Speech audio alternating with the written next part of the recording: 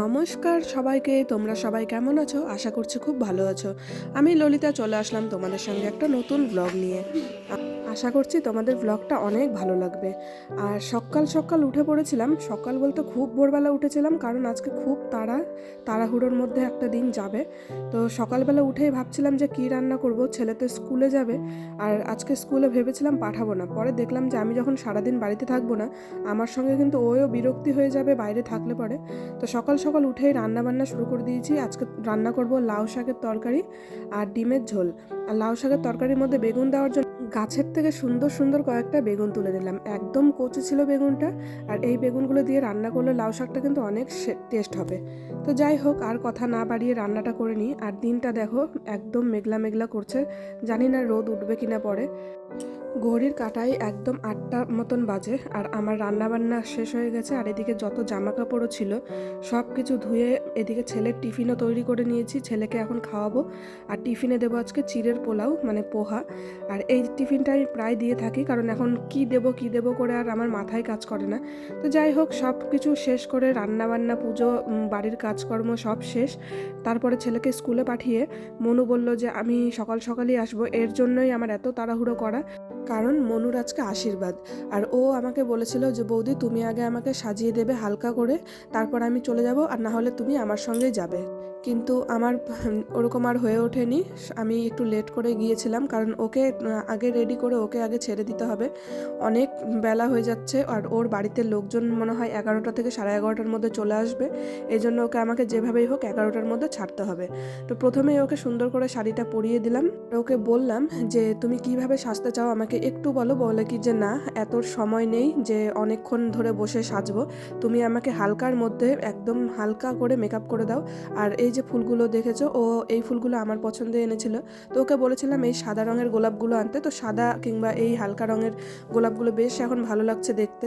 আর বলেছিলাম যে চুলগুলো একটু কার্ল করে দেবো, কিন্তু ওর হাতে একদম সময় ছিল না। আর ওর চুল এমনিতেই একটু কোকড়ানো টাইপের, এই জন্য আর ওর চুলে বেশি কিছু করতে হয়নি। তো প্রথমে আমি ওই নিচের শুধু ওই দুটো গোলাপের সঙ্গে অল্প জিপসি দিয়েছিলাম, কিন্তু জিপসি অনেকটাই বেঁচে যাওয়ায় ও বলছে বৌদি আমাকে পুরো মাথাটাই কভার করে দাও, বেকার ফুলগুলো নষ্ট হবে। তো ওর কথা মতোই আমি ফুলগুলো আবার এক্সট্রা করে সেট করে দিচ্ছিলাম। আর ও আজকে পরবে টিকলি। আর সত্যি টিকলিটা পরার পরে ওকে যে এত সুন্দর লাগছে দেখতে, তোমরা অবশ্যই কমেন্টে বলো যে ওকে কেমন লাগছে দেখতে। আমার তো খুবই পছন্দ হয়েছে। আর ওর মুখটা কি এমনিতে তো দেখতে সুন্দর, আর একটু যদি হালকা টাচ আপ করা যায় ওর মুখে, খুব বেশি মেকআপের প্রয়োজন হয় না, ওকে এমনিতেই খুবই ভালো লাগে দেখতে। তো যাই হোক, ও একদম অন্ধবিশ্বাসের মতো আর আমাকে বিশ্বাস করে যে তুমি আমার এই সুন্দর দিনগুলোতে যেভাবে তুমি মেকআপ করবে আমি সেইভাবেই সেজে লোকের সামনে যাব, কারণ ও আমার কাছে এই দিয়ে অনেকবার সাজলো। তো যাই হোক, আর কথা না বাড়িয়ে ওকে সুন্দর করে সাজিয়ে দিয়ে এই সুন্দর দিনটাতে, যাতে ওর সারাটা জীবন মনে থাকে। আর এই দিনগুলোতে যদি একটু না সাজে, এই ছবিগুলো তো সারা জীবন থেকে যাবে, তাই না? এই জন্য ওকে সাজিয়ে দিলাম ছেড়ে। আর আমি একটু পরে গিয়ে দেখি এখানে সব কিছু মানে হয়ে গেছে। হয়ে যাওয়ার মধ্যে কি সব কিছু সাজানো হয়ে গেছে, ছেলের বাড়ির থেকে লোকজনও চলে আসছে। আর এদিকে সোনা কাপড়ের জন্য যেই সব জিনিসপত্র তত্ত্ব পাঠানো হয়, বাইরে মাদুর বিছিয়ে পুরোটা সাজানো আছে। আর এখানে যে অ্যাটাচিটাও খুলছে, এটার ভিতরে আছে ও সোনা কাপড়ের যে মেন কাপড়টা।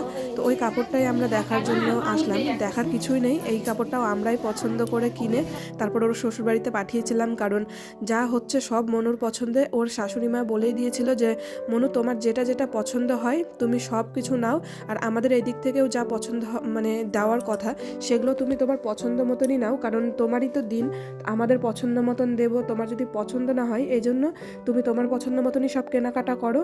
ও শ্বশুরবাড়ির লোক সত্যি এদিক দিয়ে খুবই ভালো, কারণ এখনও বিয়ে হয়নি, কিন্তু ওর পছন্দ মতন অনেক কিছুই দেখলাম যে করছে ও শ্বশুরবাড়ির লোকের তরফ থেকে। যাই হোক, ব্যাপারটা খুবই ভালো লাগলো। এইভাবেই মিলেমিশে থাকুক ওরা সারাটা জীবন।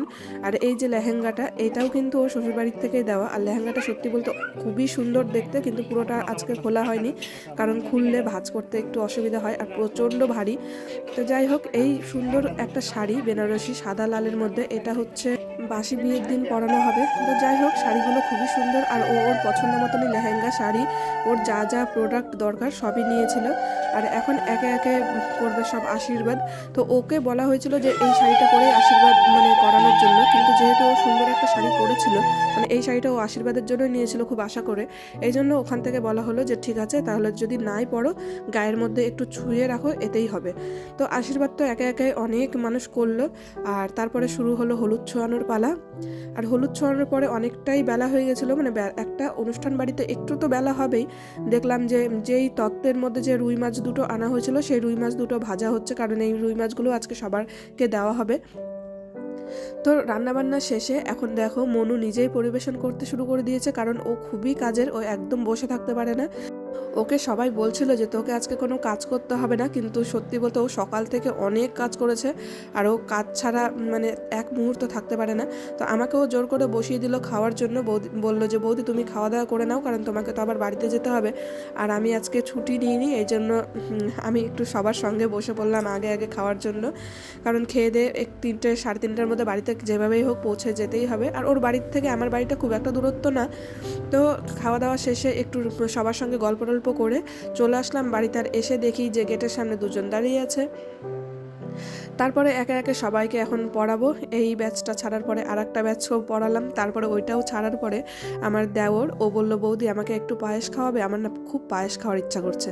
আর আজকে সত্যি বলতে সারাটা দিন এত হেডেকের পরে আমার ইচ্ছে হচ্ছিল না, কিন্তু ও কিছু বললে না আমার ভালোই লাগে, কারণ ও বিশ্বাস করে আমাকে যখন কোনো কিছু রান্না করতে বলে আমি আর না মুখে না করতে পারি না।